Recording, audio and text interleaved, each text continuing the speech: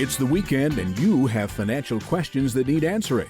That can only mean one thing. It's time for Jill on Money, the show that takes the mystery out of your finances. Here's your host, Jill Schlesinger.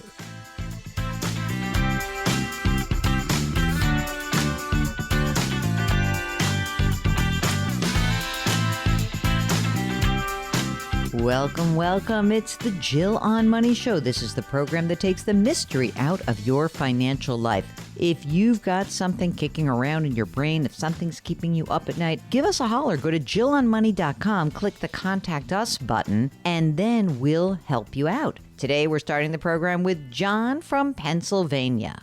And I just want to say, John, I am very excited to talk to you because you've given me already in our pre-conversation, you have given me this idea that I'm going to have to figure out a way to get you wherever you want to go as quickly as possible. So give me the challenge. What is it that's on your mind? Thank you just for your time and what you do and the service that you provide. I really appreciate your candidness and your intelligence. And I love when Mark sort of comes behind the curtain and gives his 2 cents too. It's nice to have another opinion there. Not that Jill's opinion is not right all the time, but no, it's definitely not. And he definitely corrects me many times, so it's good. It's always good. We're a good team. So tell me, what's up? I've been trying to do the right thing financially in life and everything. And what I've found is it's hard.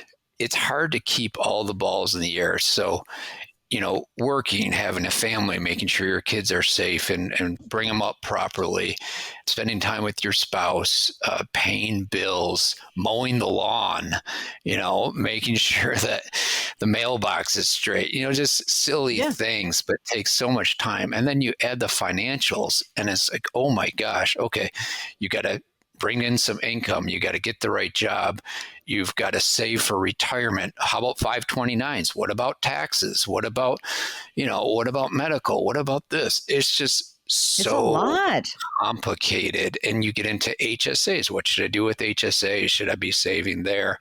There's so much complexity. And when you hear the financial people talk, it sounds so simple, but when you actually do it and go through life and try to keep everything in balance, it's hard. We took not that we're very traditional people, but we just took a traditional role that my wife's going to stay at home and focus on the kids. I'm going to be the career guy and bring in the income.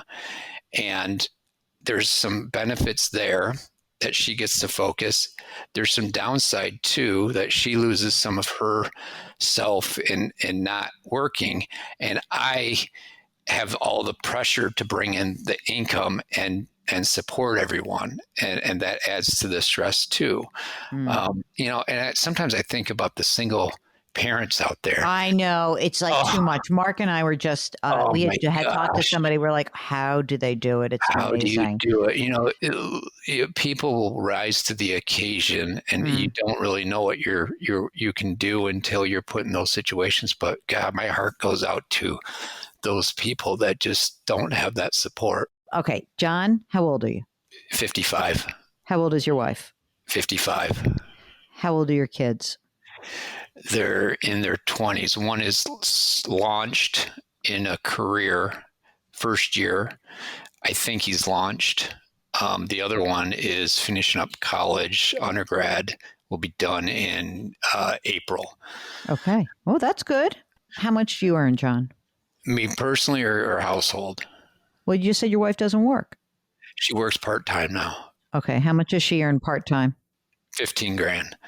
Okay. And what about you? $335. Here comes the hate mail. Okay. $335. How much are you putting into retirement? Are you maxing out? I've got some unique things, I think, that I can't max out certain things because of the way our company is structured. You're a highly compensated employee, as they say. How much money do you have in retirement right now? How about that? In retirement, $1.3 million. And that's in a pre-tax retirement plan? It's a combination of 600,000 401k, 600,000 traditional, which with some rollover also, and then there's like 115,000 in Roth. Are you entitled to any pension? No. Okay. On this 335, you've got this great pile of money in retirement. Do you have non-retirement assets as well? I do. What do you have? $3 million in a brokerage account. Do you do it yourself, or do you have someone manage that for you? No, I've done a good job messing that side of it up too. So what do you mean? Say more about Ben messing that up.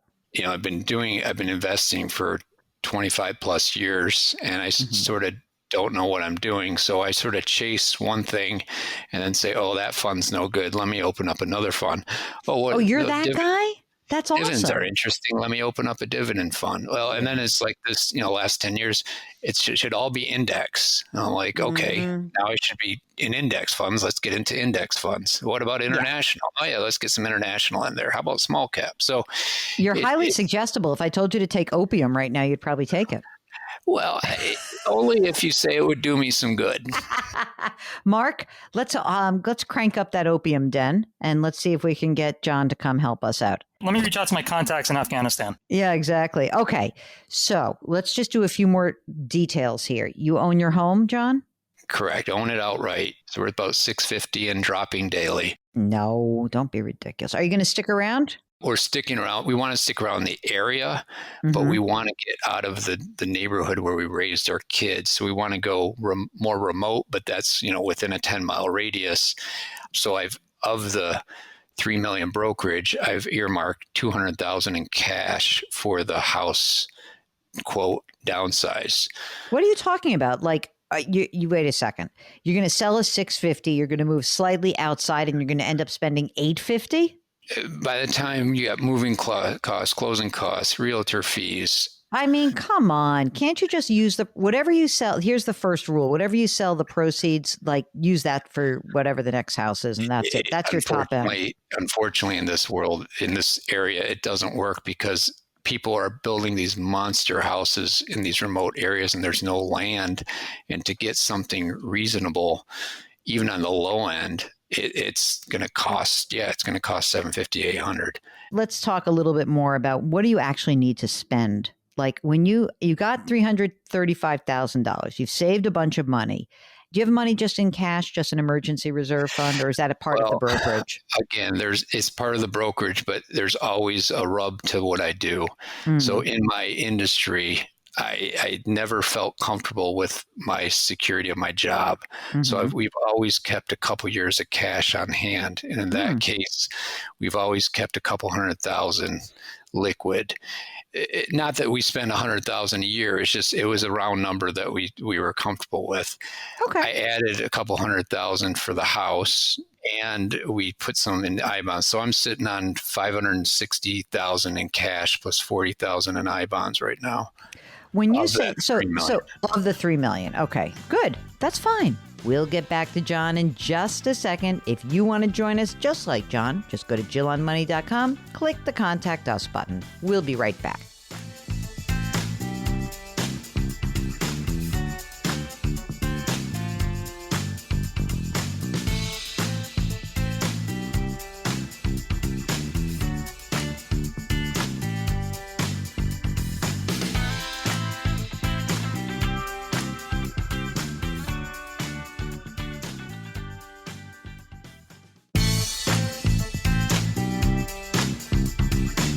Back to Jill on Money, where Jill Schlesinger helps you take the mystery out of your finances.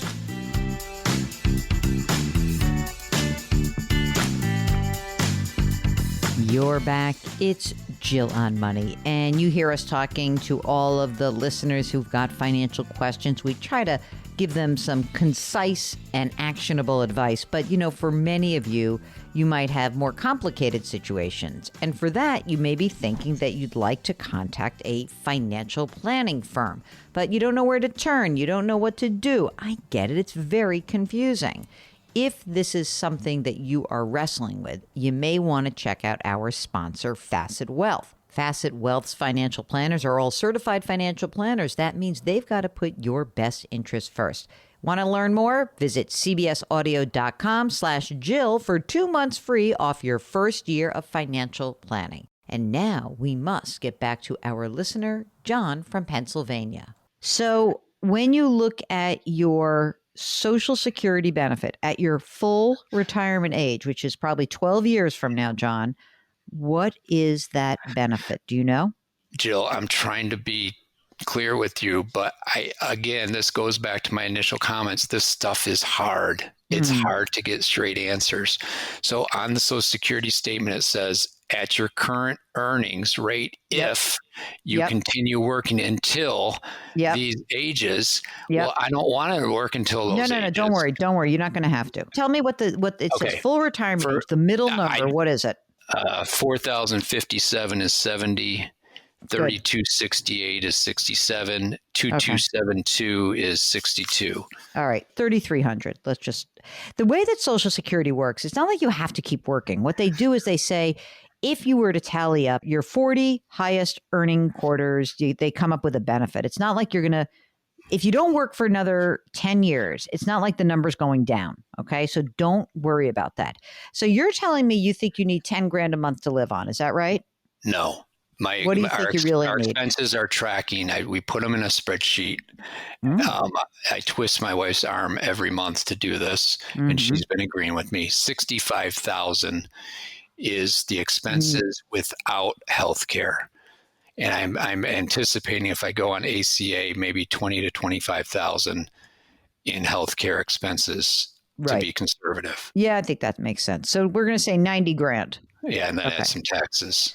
All right, so 90 grand net is probably what we're looking at. Would you work part-time? What if you could work part-time now? Could I get you to just like cover some of the moolah that you need? Can you do something part-time or not?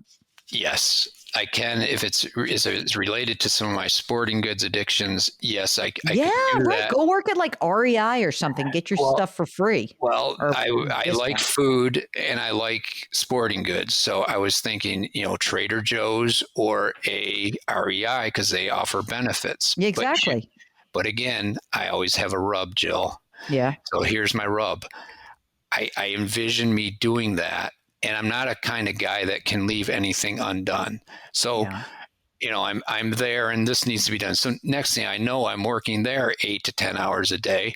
And I'm going to look at my paycheck and I'm going to say, what the heck did I do? You need a shrink for that, which I'm happy to do, but I'd be like your kick your ass shrink. Listen, here's what I want you to think about. Take a deep breath with me, please. You're in very good shape. Okay? You really are. You saved a boatload of money. You almost can't screw this up from this point. You almost can't. You really got this. You have plenty of money. Even if I took out of your 3 million, if I said, all right, it's really not 3 million, it's actually 2.6. All right, because we're going to do the house and you like some security. That's fine. Your money will be able to create this income. I want to tell you what I think you really do need. I think you need an advisor. I really do. I think you're driving yourself crazy.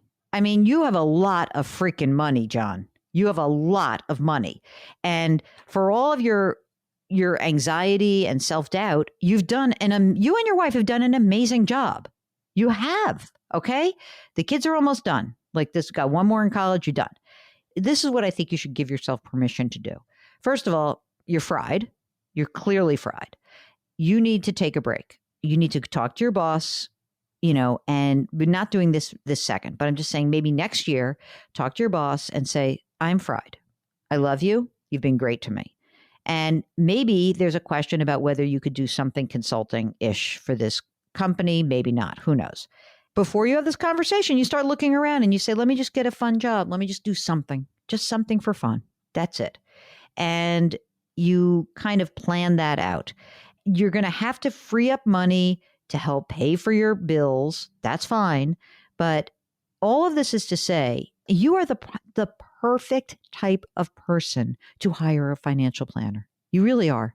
Because you've got a pile of money. There's really nothing bad that's going to happen except what you do to yourself. But your emotional life in retrospect, you look at this, you say, oh, I did this, I did terrible. I look at it, I'm like, you guys are amazing savers. I'm sorry you're driving yourself crazy, but you need help.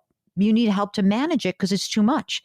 And so you don't just need someone to manage your money because that's dumb. You don't want to pay for that. You need a real financial planner who can help you weave together all of your needs and wants. And you're paying that person. I know that's a drag, but this is something you should absolutely consider. You need to get a human being to help you. You just need that. That's to me like the real takeaway from this whole conversation is you're in very good shape and you don't believe it. I've spoken to an advisor. Again, there's always a rub. I've spoken to an advisor. I've paid an advisor, and I got a lot of. He wasn't the right person, so okay, I got to find the right that's person. Like, exactly. How do you find the right person? Again, it's you not ask Aunt that Jill. easy. Yeah, you find Aunt Jill will help you. Okay, don't worry, we're going to help you out. But what I want you to understand is, when you talk to an advisor, here's what they cannot solve for. They cannot solve for if you haven't saved enough money. You have saved enough money. You have. And you're willing to work. You're not saying, I'm never, ever going to work again. You don't have that mentality. You don't want to work like you are working right now. You want a next chapter. I get it. You want a next endeavor. I get it. And I hear how fried you are. But you have saved so much money that you have now bought yourself the ticket to being able to explore what that next chapter is. You really have. Well, and I appreciate that. And there's part of me just wants to do nothing for a year, and I'd like to maybe do that and ease into something part-time. Okay, so yeah, that sounds good to me. Do you have your estate documents done, John? Yes, but there's a rub. Yes, This guy should go work in a barbecue joint. we've got them There's done. always a rub with you. Geez. I know. I told you that we got them updated, but again, it's not that easy. Then you got to go back to your financial things and update all the records. And breathe with me. I'm with you. I appreciate it. You're going to be okay. You're really going to be okay. Stay on this line. Mark and I will follow up with you. We're going to give you some names of folks to talk to. All right. Really. Great. I really appreciate it. And then you're going to give yourself some permission. And, with the Fakakta house, of course, this has to be like an extra thing. There's your rub. No hate mail, please. John is just wrestling with himself right now. It's his own devil. If you knocked off, what's funny, Mark, is if you knock off a zero of everything, it's really the same struggle that so many people do have. Life is complicated. Financial matters are complicated. I get it. But, if the only thing we can do is like actually have a conversation with you guys and hold your hands and help you understand what position you're in and what choices you have, I think that's like a great use of everyone's time. If you have a financial question that you're itching to get answered, all you need to do is go to the JillOnMoney.com website. When you're there, click on the Contact Us button and you complete the form. Now, next door to that little Contact Us button is a poll button. The poll will take you approximately 10 seconds. There's only 2 questions. And we would love it if you could help us out. We are trying to create more content that you would like. So you matter here. Get it? It's about you. That's on the JillOnMoney.com website. Okay, what else can you do while you're there? Well, you can pre-order the new book, The Great Money Reset. It is coming out in January. And when you pre-order the book, you will be invited to a special private event. It's virtual. You don't have to show up, I promise. You don't have to put makeup on if you don't want to. Check it out, JillOnMoney.com. Pre-order the new book. We'll be right back.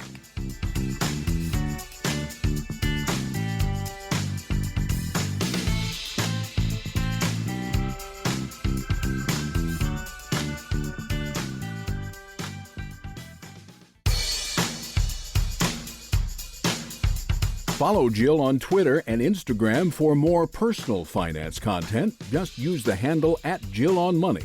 Now, back to the show.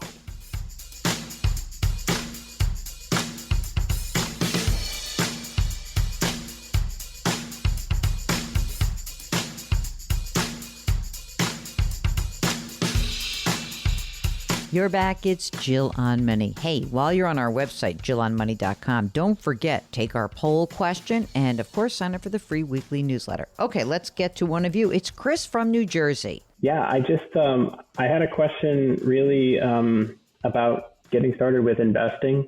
I'm really new to it. Obviously, invest in my retirement accounts and my wife's retirement accounts, but we don't have an outside brokerage account, and in general, pretty hands off with investing. So, just want to get your thoughts on how to get started with that, given where we're at. Okay, tell us a little bit more about yourselves. Sure. So, I'm married. I'm 39. My wife is 36. We are both working, and we have one son who is 3, but we have another on the way in a few months. Nice. I love that. Chris, how much do each of you make, and how much are you contributing to your retirement accounts through work? I make $193 base with a 25% bonus target, and my wife earns $210 with a 25% bonus target. Wow. And we happen to work for the same company. Are you both maxing out your retirement accounts? Yeah, we are. And it's mostly pre-tax. I'm starting to do some Roth because I've listened to you guys and drinking the Kool-Aid, so to speak. But no, definitely want to convert more to Roth. But yeah, we are maxing them out. Okay, great. And have you started a retirement account? I was about to say a 529 for your son? Yes, we have. How much is in there? Currently, it's about $17,000. Okay. So you're maxing out your retirement. You're putting money into 529. Are you doing so like in a lump sum, or are you putting a little bit every month into the 529? A little bit each month, about $400 a month. And tell us about your living situation. Where do you own a home, or are you renting? We own our home, currently worth about $1.1 million, and we have an outstanding mortgage of $645,000 at 2.75%. 30-year or 15? It's a 30-year. No extra payments on that, right? Not anymore. I learned that from you. What's the free cash flow? What do you have to invest, as you say, like, I'm looking forward, I'm starting out with like a non-retirement account. What do you have that's available? Yeah, so I mean, we're obviously saving as well on the side into still building an emergency fund and some other short-term savings goals. So I think that's primarily where it would come from, the extra cash. So that's really kind of the thing that gets adjusted to be able to fund that. So I want to continue to build that emergency fund because I think it is a little light, but overall we're putting about $2,000 a month in savings. How much is in the emergency reserves? Currently we have $40,000 in cash and $10,000 in I-bonds. What's the goal for you guys? Like, what do you need in terms of your 6 to 12 months? What's your ideal amount? 100,000. 100? That's a lot. That seems like a lot. I was going to say that as well. Why so much? Are you both commission-based folks? No, neither of us are commission-based. So maybe it is a lot. That's kind of what I also had a question about. But we have pretty high monthly expenses. What's your monthly nut? 18,000. What? That seems like a lot. Tell us more. Yeah, that's it's pretty much what it is. I mean, obviously mortgage and other fixed expenses, but I'm in a similar cost of living situation in terms of housing. The mortgage can't be, more than what, $4,000 a month? $4,800. Yeah. All right. So $5,000 mortgage, and then there's taxes, what, like 10 or 15 because you live in an expensive part of the country? Yeah, exactly. But what is this? Is this daycare? Like, that's a big number. Yeah, we do have daycare. That's $2,000. Driving some Teslas or something? We have a couple car payments as well. Yes. How much are those? Together, they're $1,000, just over. I don't know. Like, I'm adding up the numbers. It doesn't seem like 18 is like happening so fast. Are you guys living large? Like, what's happening? We do golf club membership as well. That's in there. Okay, like, dude, I'm gotten to like 7 and 10,000 a month, so I don't know how we get to 18. I really don't. I guess maybe we are living a little too large. All right, well, if that's really the case, for reals, if you're like, okay, I really need 15 or 18,000, then you're right. You do need more like $100,000 in emergency reserves. But you need to go through this budget for real, because that's a lot of money to be spending. Now, I'm okay if you're like, all right, I'm spending it when I get a bonus, and we're going to do like banking of one bonus, and then the other one we're going to take a nice trip or whatever. But 18 grand on 400,000 is a lot of money to be spending.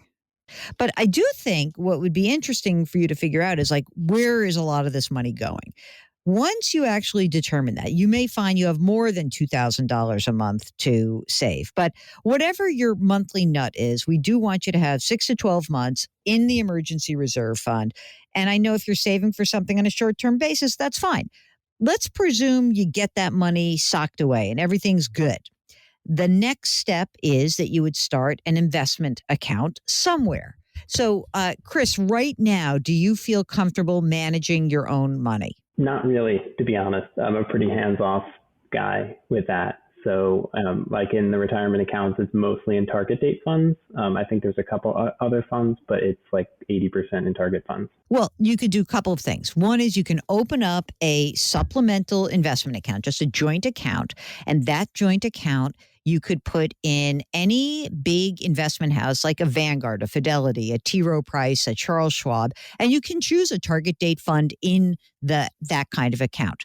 The other option would be for you to go into a robo, like you could use the robo, say, at a Vanguard, or maybe you could go into Betterment, into that environment.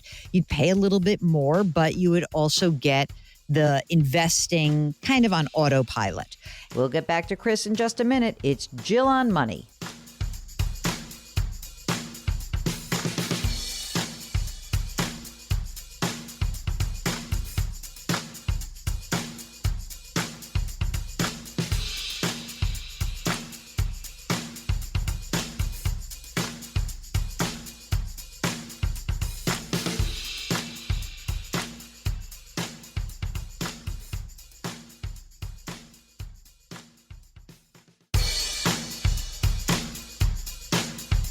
Do I invest here? Should I put my money there? Jill Schlesinger can help you. Back to Jill on Money.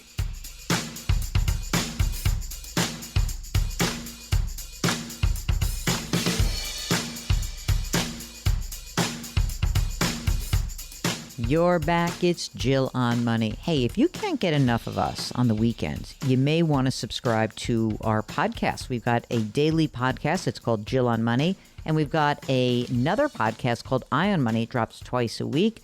Both of those are available wherever you get podcasts. If you don't know what I'm talking about and you need help, just go to the website, jillonmoney.com. Okay, let's get back to Chris from New Jersey. You know, when I hear the story, I don't mean to like bust your chops about your spending, you know, and maybe it really is 15,000, but you're considering that like the 2,000 a month and the 400 a month and 529 is all adding up, and that's creating that, you know, that extra money. I mean, you can save a lot of money. I just want to make sure we really understand where your money is going. Do you have any other expenses that are what I would call large or sort of outsize of your sort of normal day to day? Like, is there some big, huge insurance policy that someone sold you? No, not really. I mean, we do have insurance, but it's not a big expense. And we have gone through the budget with a fine tooth comb, but it is there's an opportunity there. It sounds like there is an opportunity to revisit that. I mean, a lot of it is definitely the home outside of the mortgage, utilities and other sort of expenses being in this high cost area. So home services as well. Can we encourage you to move to West Virginia? Maybe. I don't want to like beat the drum too hard, really, because you do live in a high cost area, and I get that. So maybe the best thing that I can encourage you for, you've got amazing earnings right here. You have a kid that's coming, so that, you know, there's going to be a lot more competition for your dollars. There's going to be expenses. But I think that, you know, if we're talking about you making $400,000 or $500,000, you know, 4 at the base and 5 with the bonuses, you know, if you have that much money coming in, I have no doubt that you'll get your emergency reserve up to the right level, and that you could actually start to put in, you know, once you have the emergency reserve, then you will be able to invest $2,000 a month, and you are young. So, Mark, did I come on too strong on this? I just was like a little bit shocked about the spending number. No, it's a big number. I think that may be the biggest number we've heard on this program in a long, long time. And so, Chris, don't feel bad about that. Because you live where you live, you're doing what you're doing, and they're still saving a couple grand a month. Yeah, I mean, I just think that the savings is. Chris, do you think is the savings part of that monthly nut that you gave us? Yes, it is. So I think that's where the difference came from. And I just double checked it. It's actually we're actually saving $3,000 a month. All right, Mark, do you feel better at 15? Yeah, I feel better. Yeah, not completely better, but I'm getting better. Chris, I think you're okay. I mean, the $3,000, just pile that into the savings. You said you had 40 grand in the emergency reserve and another 10 grand was I-bonds? Correct. You could do another 10 into I-bonds because did you do that this year or last year? This year. And then is it in your name or your wife's social? It's under my name. So you could do another 10 in your wife's once you build that. When do you get your bonuses? How does that work? They're in the springtime, so usually around the end of the first quarter. You might be able to build up some of your emergency reserve and then maybe before the end of this year, pop another 10 grand into I-bonds.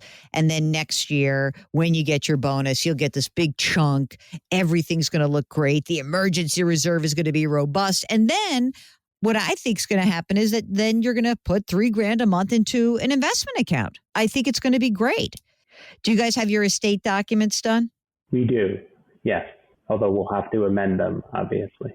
What else am I missing in your story? I mean, I think that's it. We have both have life insurance policies. Actually, I do have a question because when we set them up, they're term policies. We set them up. I was earning more than my wife, but now that has changed. How does one amend? Is it possible to up the policy? I'm assuming it is. It just pay more money. Two choices.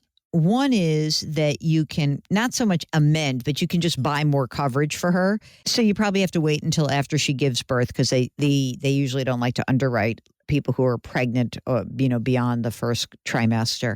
But when the baby is born, you can do two things. You can look at your benefits and see if you can buy extra coverage through work, or conversely, you could just buy another term policy and layer it on top and just, you actually have money and you have money saved. So it's not a bad time for you to just go back and say, oh, wait, do we have enough life insurance? Is it the right amount here for her, for me? The good news is probably when you bought your insurance, you didn't have as much money saved in your retirement accounts. How much do you have in each of your retirement accounts right now? I have $700,000 and my wife has $550,000. Yeah. I mean, so probably when you purchased these policies, you had not as much money.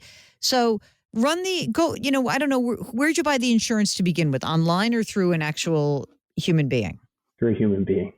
You could go back to the human being and say, we need to add some term policies for my wife or maybe even for me, and have them run the numbers, or you can do it yourself, frankly. And then let's see if we can just layer on a little extra term policy. Sound good? Yep. Poor Chris. He's all depressed. Mark, why did you do that to him? Me, not me. He's in great shape. Now that I just heard the 401k balances, they're killing it there.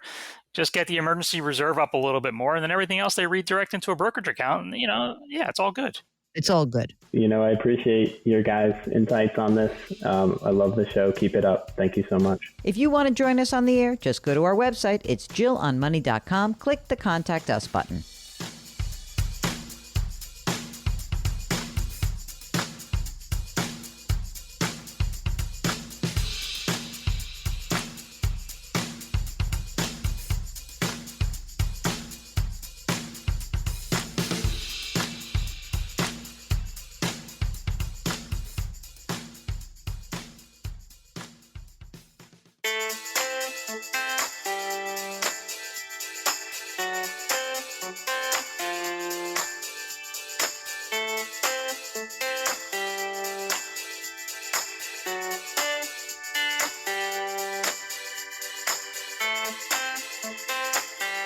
You're back. It's Jill on Money. And before we finish up the first hour, let's deal with an email. This is from Pam, who writes, of course, I am nervous about the stock market. She must have written this on the day the stock market rolled over, which is many days recently. I have around $300,000, she continues, and it's in a managed portfolio. It's been hit pretty hard, but I will stay the course. I also have a savings account with $18,000 in it, and it's paying very little interest. Can you suggest somewhere safe that I could put the money to earn a little more interest? I also have 400 shares of Comcast stock that I've lost about $6,000 in the last few months. I don't know whether to sell now or wait and hope it regains its value again. I'm 73, so I'm more nervous than if I were younger. Okay, Pam, I can't really speak to the Comcast stock. I don't know how you got it. Maybe you were an employee there. Maybe you live in Philadelphia and it's a local company. I'm not sure. It's just hard to offer advice on this because I don't know what else is really going on in your life. And, I guess if you don't need the money, you could leave it. But if you're uncomfortable with it, you could sell it. And I don't know when you bought it. I don't know if there's a tax liability. I guess what I'm saying is I need a little more information. Now, your other question I can help you with. You could stay where you are and maybe put some of the money in a short-term CD. But if you don't mind switching institutions, I will direct you to a website called depositaccounts.com. And they comb through and tell you the best CD rates, the best bank rates, the best savings, checking. And I would check that out because I think that's a good alternative for you. Also, I wouldn't go nuts with this because you do need liquidity. But if for some reason you decide to maybe sell your Comcast stock and you want to know what to do with the proceeds, but you want it to be safe, you should check out iBonds. That's at treasurydirect.gov. A really good alternative for people who don't want to see any movement, but also that you don't need the money anytime soon, at least for a year and hopefully for 5 years. Okay, I hope that helps. You're listening to Jill on Money. We've got a whole nother hour just around the bend. JillOnMoney.com is where all our content lives. Go check it out. All right, we will be right back.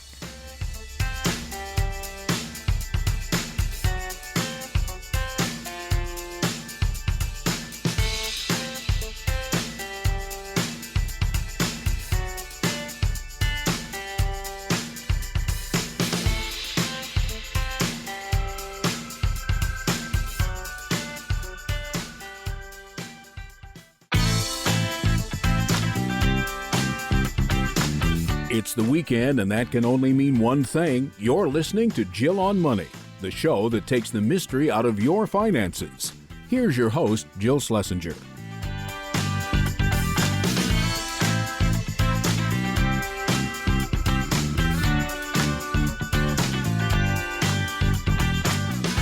You're back. It's Jill on Money. This is the program that's trying to help you make better financial decisions. And if you're interested in diving into more of our content, you can just go to our website. It's jillonmoney.com. There you will find all sorts of stuff. We've got a lot of articles that I've written in the blog section. There is more information about the resources you might access. You can also pre-order my brand new book. It's called The Great Money Reset, inspired by you, my listeners. And you can find that right on the front door of our website. And if you do pre-order the book, you're going to get invited to a very special event. Shh, I'm not telling anybody yet. Not yet. So just check it out. JillOnMoney.com is where you can find the book. And it's called The Great Money Reset. Okay, so now let's go and take a question. This is Carmen from Georgia. Welcome to the program. What brings you to us? Thank you, Jill. I'm so excited and grateful. I have so many questions for you. Okay, well, let's start with an easy one. I'll start with a question from us, which is, tell us about yourself. I'm starting a new career path in public education, which I love. But I know I've missed out on some retirement savings and opportunities in planning.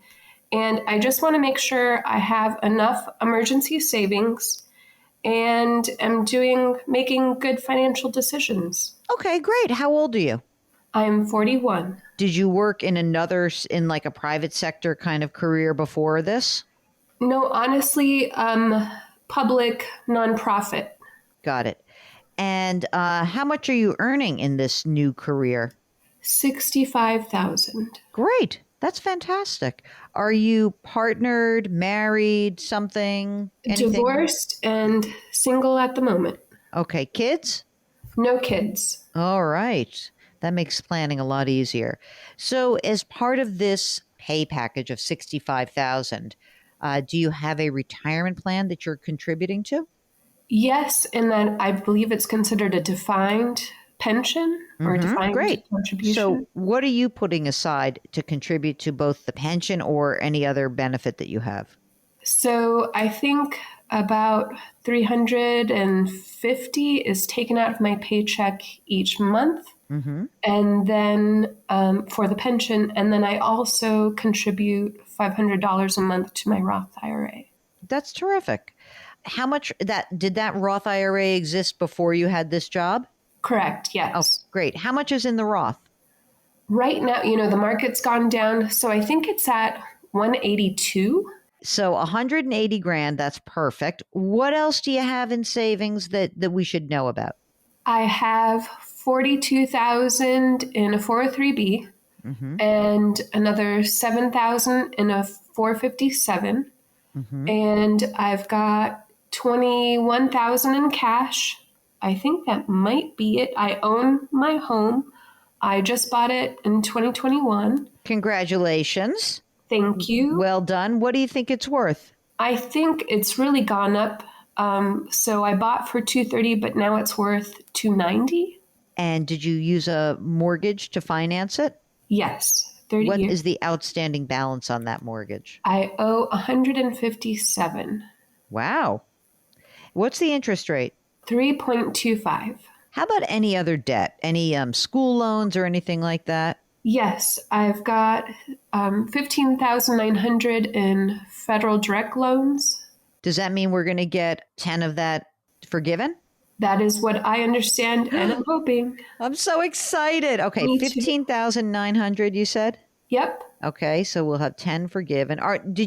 Wait, before I say that, did you actually receive a different loan, a Pell Grant that might give you $20,000 of forgiveness? No, I did Okay. not. All right, just checking. And is there anything else besides that 15,900? Yes, 15,000 on a car loan. What's the interest rate on the car loan? 2.18. That's good. And then you're going to own that car. And so how far into the loan are you? How many years? I just started, I'd say a few months, maybe 6 months into it. How did you get a 2% car loan? Wow. Credit amazing. unions, Jill, credit unions. Oh, that's good. All right. So based on your 65,000 and the money you're putting into the pension and the money you're putting into your Roth, how's your cash flow feel?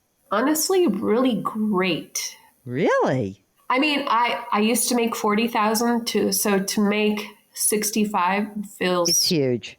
Yeah. So do you think you've got a little extra money left over every month? Yes. What do you think that amount is? Don't be conservative because I don't want you to not enjoy yourself either. Honestly, and I feel very lucky that I have a new car, I have a new home and all those things. So I would say $200 or $300. Okay. And right now, while the student loan has been in forbearance, are you making any payments or not? Yes, small payments like $100 or $200. And so presumably when January 2nd rolls around, you'll have $10,000 will be erased. There'll be $5,900 outstanding. Right. And you'll direct that extra cash flow to paying down the loan. Well, and I was wondering if you thought it was okay just to pay it off in full in January from my cash savings. The interest rate is, I think, 6% even. Okay. I could live with that. If we were to do that, or if you were to do that, then all of your extra cash flow that you have, if you took that one lump sum of your, you'll have 21 grand, you pay off this 5,900 or whatever ends up being left, you get rid of it, then all of your cash flow needs to go into rebuilding your emergency reserve fund. Understood. All right. And so what do you think your total expenses are on a monthly basis? Because we got the mortgage, you pay some taxes, you actually have to feed yourself. Like, what do you think you have? I would say $3,200. Are you in a tenured track kind of position? Yes. We have like annual steps and increases in pay and whatnot. Yeah. I mean, look, even though you are, you're not in a business, but first of all, like public education, they need people. So I presume it would be very hard for you to lose your job. Just saying that I out feel loud. very secure and I feel like my job is in demand. Yes. Yeah, exactly. So what we would like is at the very base, you would want to have about 20 grand in cash, which would be 6 months of your living expenses. If you think you're going to need a little bit of money, do you need to do anything in the house? Do you need to, No. gather up a few extra shekels to do something like I want to redo my bathroom or whatever it is? No. We'll get back to Carmen in just a moment. I just want to remind everyone we are coming up towards the end of the year and you may have some big decisions to make.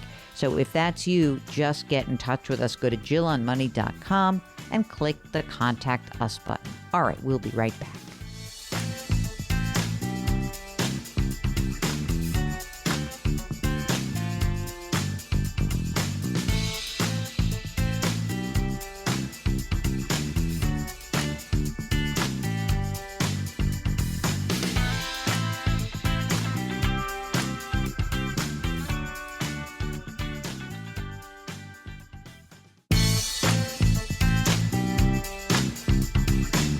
Back to Jill on Money, where Jill Schlesinger helps you take the mystery out of your finances.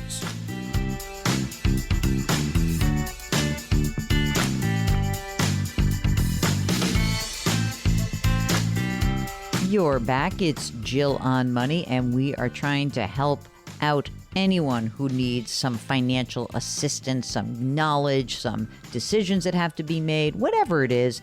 What we're trying to do here is help you make better choices going forward. We don't want to go back and we don't want to wag our fingers at you. You are where you are. Let's get you on track, right? That's the game plan here. So if you find yourself in that situation, you can give us a holler. You know how to do this. JillOnMoney.com and click the Contact Us button.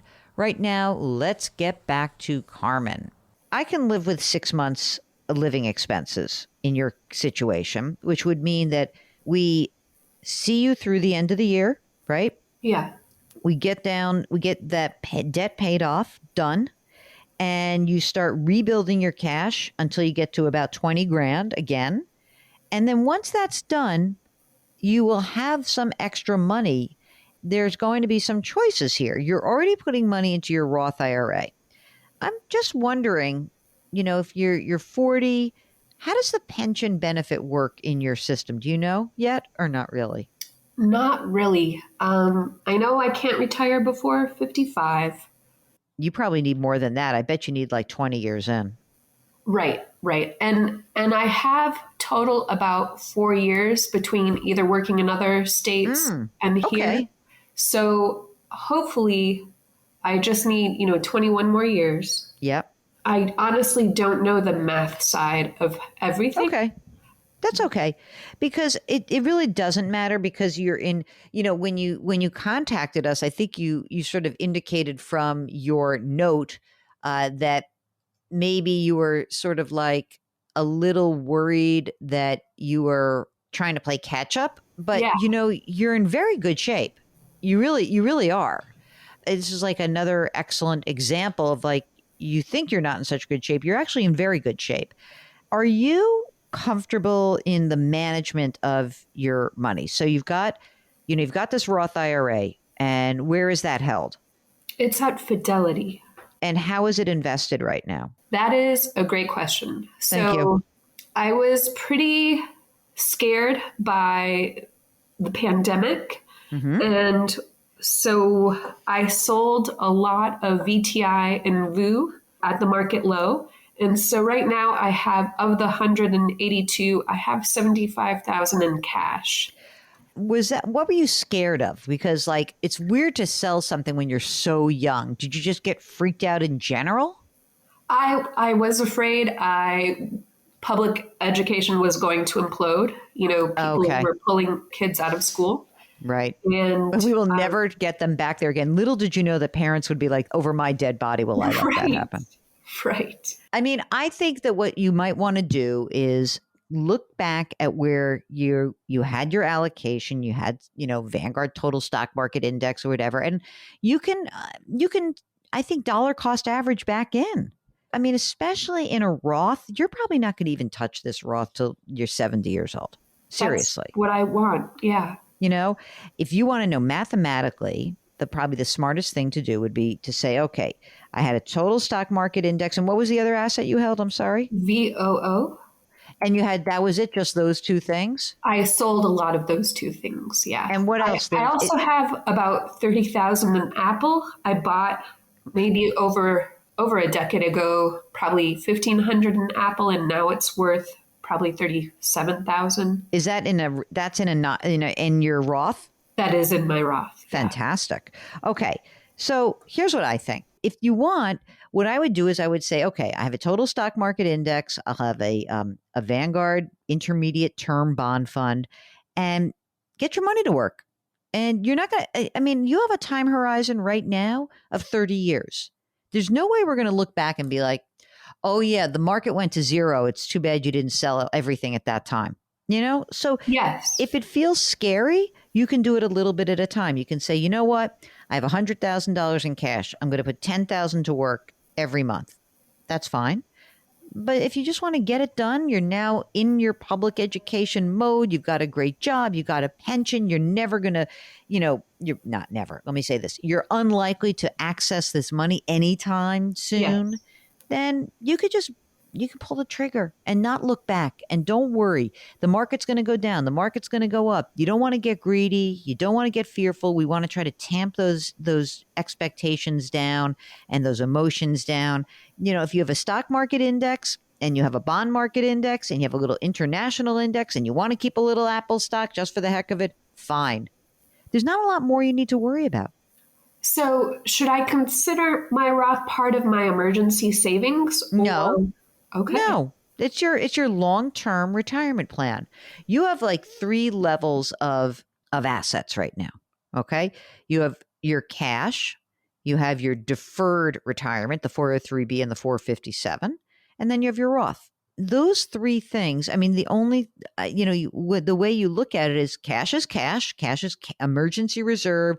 Cash means money market, short-term CD, savings account, checking account, whatever, like easily accessible liquidity that if the blank hit the fan, you're fine. The 403B and the 457, that's the money that you will access as you approach. Maybe you'll be retired in 20 years and you'll want to, have some money that's extra and above and beyond what you need from your pension. You'll pull that out first. So it'll be cash or a brokerage account. Then the 403B, the stuff that hasn't been taxed, you'll pull that out.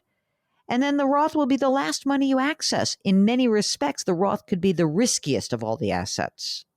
And if you find that after you've paid down your debt and you've replenished your cash, that you have even more money that you would like to invest, what you could do is you could just open up a brokerage account if you wanted to.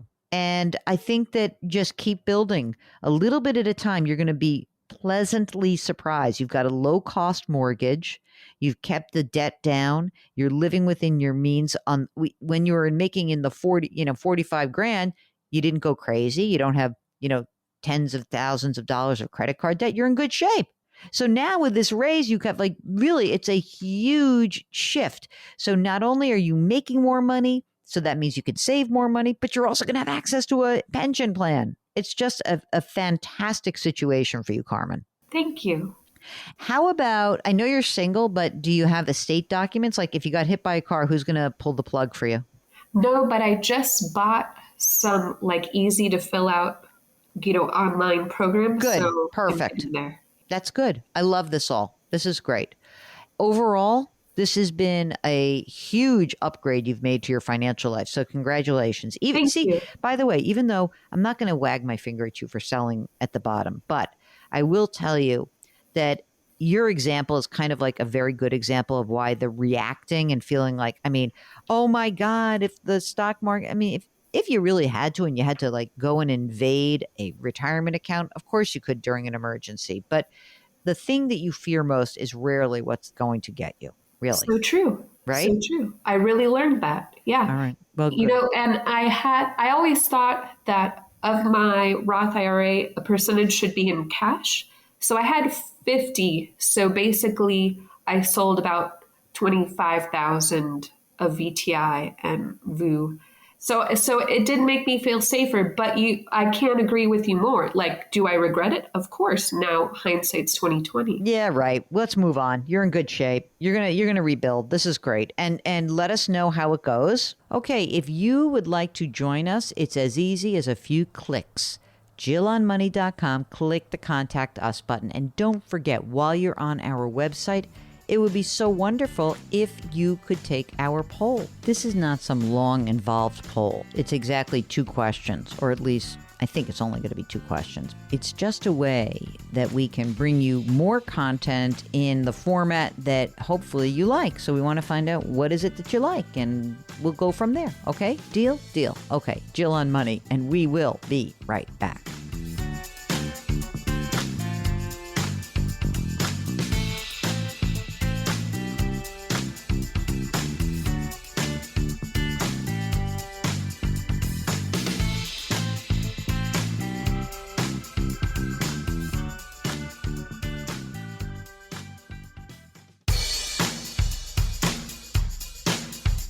Follow Jill on Twitter and Instagram for more personal finance content. Just use the handle @JillOnMoney. Now, back to the show.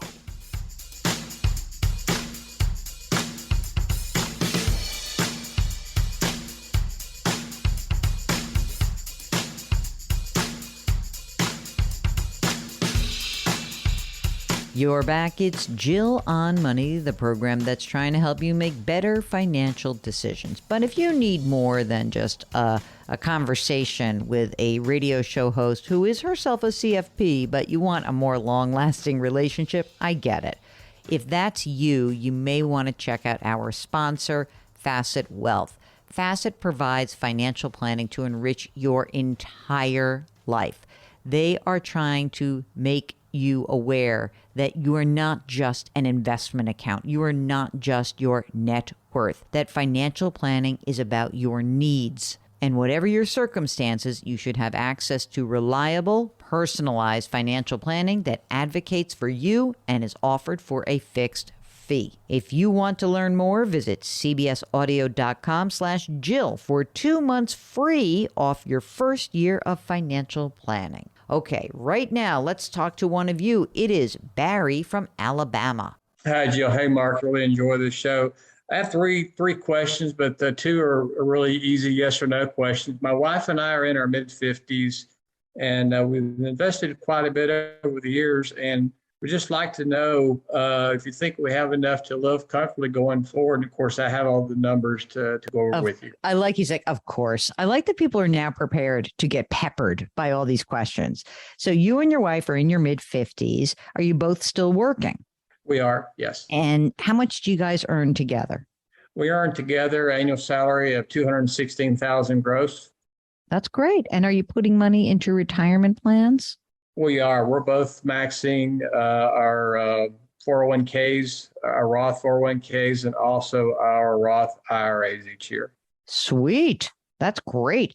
Why don't you give me the balances of the 401ks, the Roth 401ks, and then the Roth IRAs? If it's easy to do by each of you or a total, whatever you like.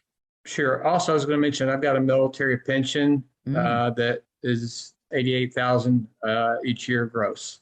Wow. Holy smokes. And does that military pension stay intact if you were to predecease your wife? It goes away when I pass. Okay.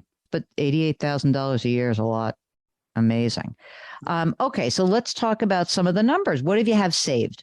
So my wife, her tax deferred accounts, her traditional IRAs and Roth IRAs altogether equals $814,000. Okay.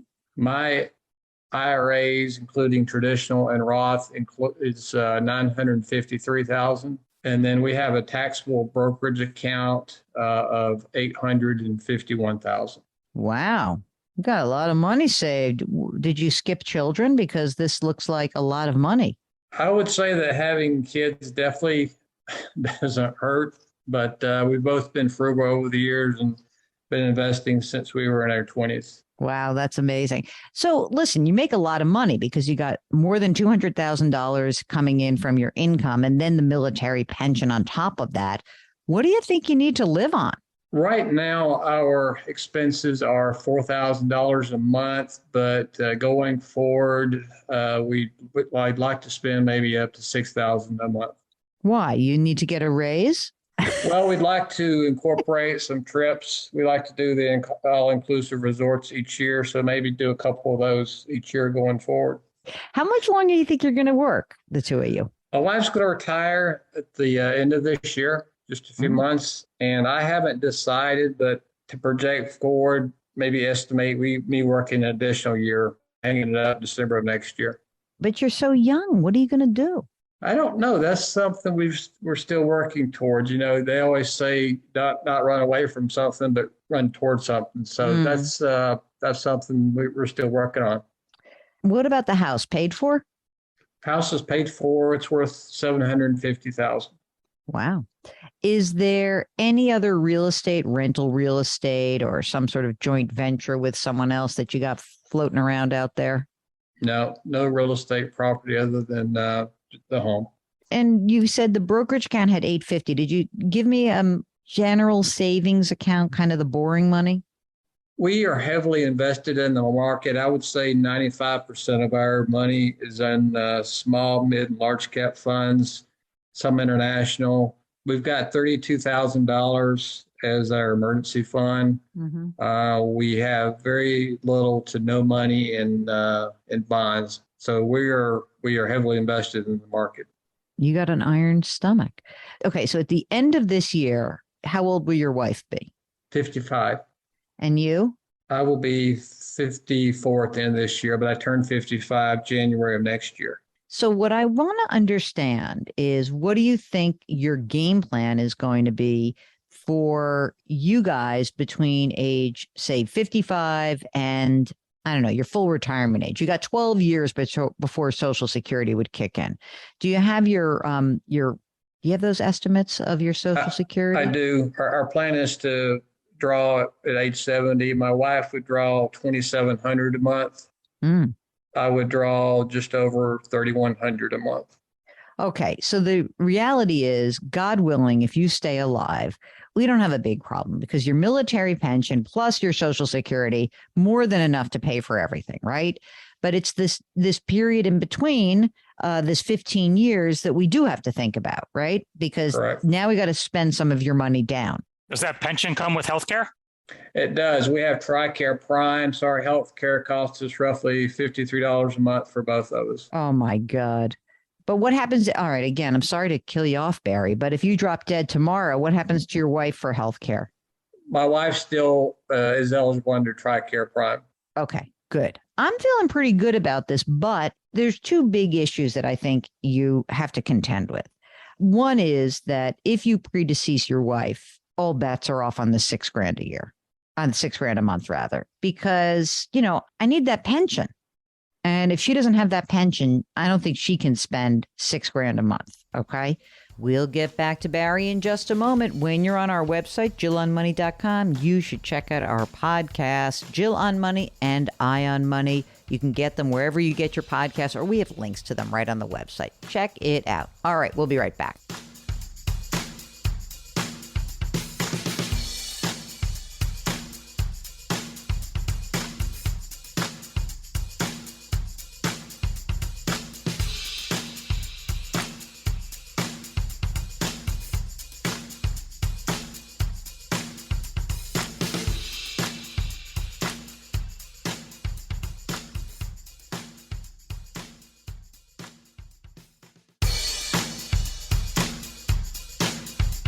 Do I invest here? Should I put my money there? Jill Schlesinger can help you. Back to Jill on Money.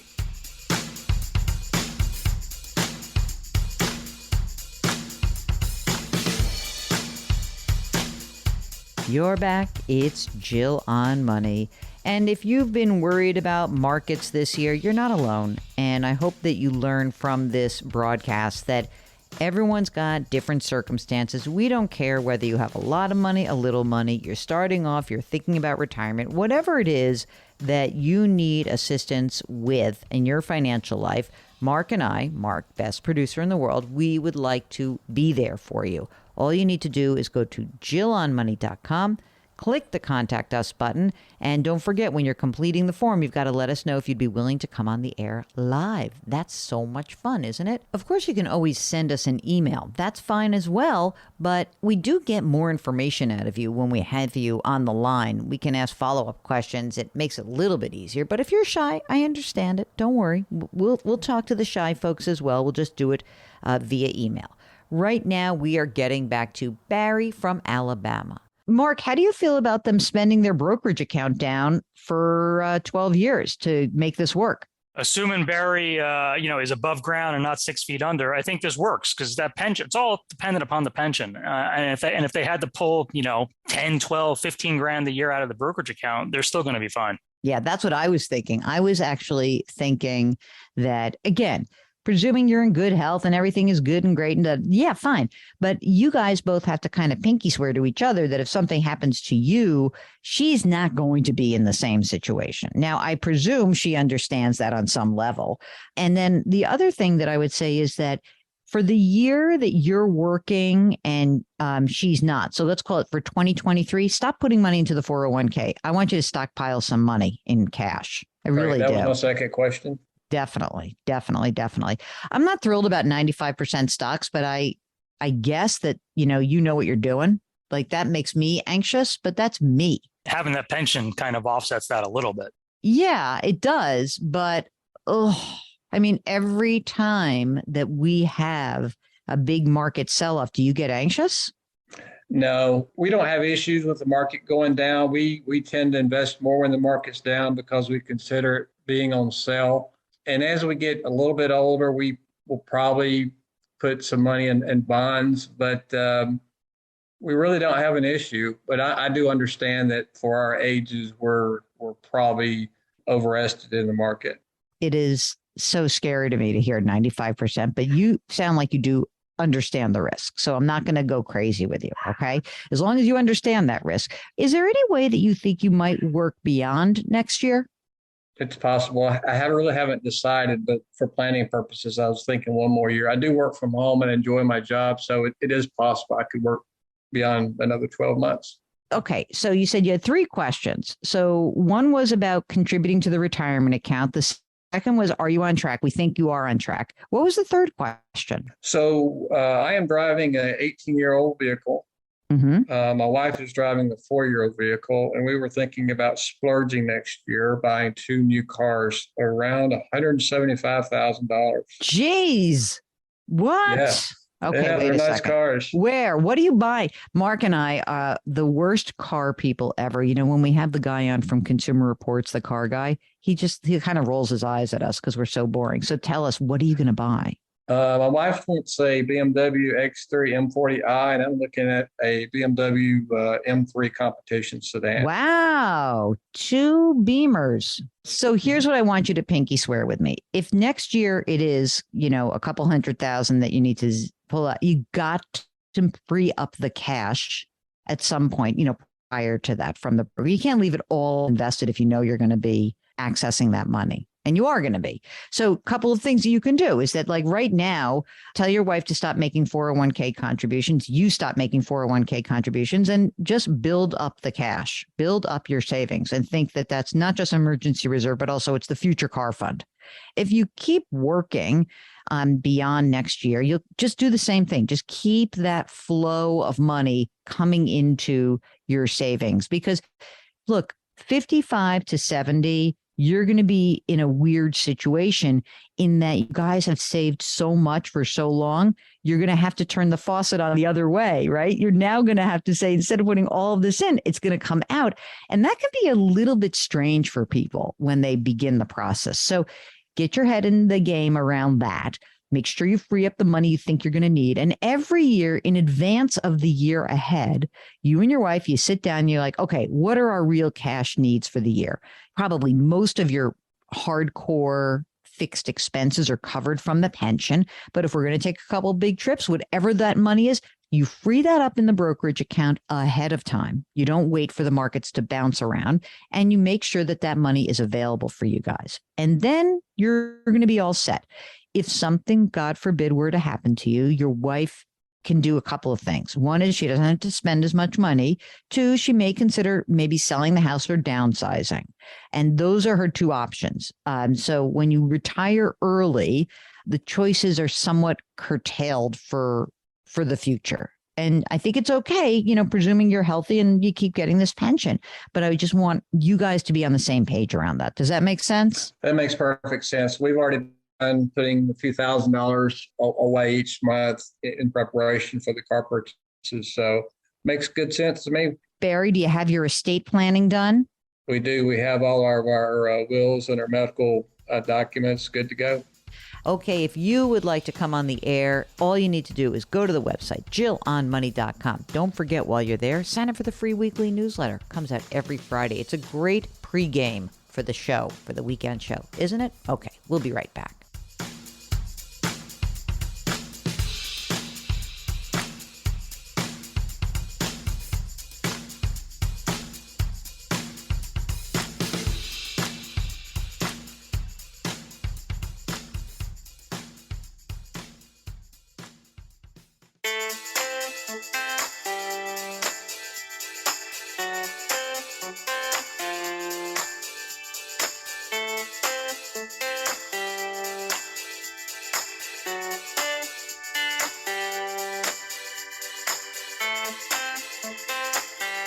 You're back. It's Jill on Money. And before we finish the program, let's take an email from David, who says he's turning 65 next month. He says, I'm single. One of my pensions, he writes, has an option of a lump sum payout of $223,945. All right, let's call it $224,000. Or a single life annuity of $1170 monthly with a 1-year guarantee. I'm trying to decide which is better for me. I'm in fairly good health. If I took the lump sum, I would want to possibly buy a fixed annuity that would pay a monthly payment to me. Okay, David, I need a little more information. I'm not sure why you want another annuity. In fact, I'm sort of leaning towards just take the lump sum and invest it and don't buy an annuity. Because, as you realize, and as you wrote this in your email, that, only 1 year is guaranteed, meaning if you died at the second year, the money just goes away. So I don't know that even if you don't have kids or you don't really have a spouse you're interested in leaving it to, that seems like wasteful in a weird way. And you also mentioned this is one of your pensions. So there are plural pensions. So that sounds to me like you've got cash flow that you may not need this particular lump sum of money to generate income because you have other pensions. And you also sound like you might be getting Social Security. So it seems strange that you would want to tie up the money, lose the liquidity or access to that money, and then maybe even pay fees to get another annuity. I don't think this is a great idea, but if you've got other information that would make this a better idea, then I'm willing to listen, okay? All right, that is it. That is the program. We are so delighted that you join us every single weekend. We really are. Our music is composed by Joel Goodman. Mark Talercio is our executive producer. All of our content, everything, the podcast, the radio show, the blog, the videos, the ability to pre-order my new book, resources, everything lives on the JillOnMoney.com website. All right, so before we go, just want to remind you to do something nice for someone else today. Thanks so much for listening, and we'll talk to you next week.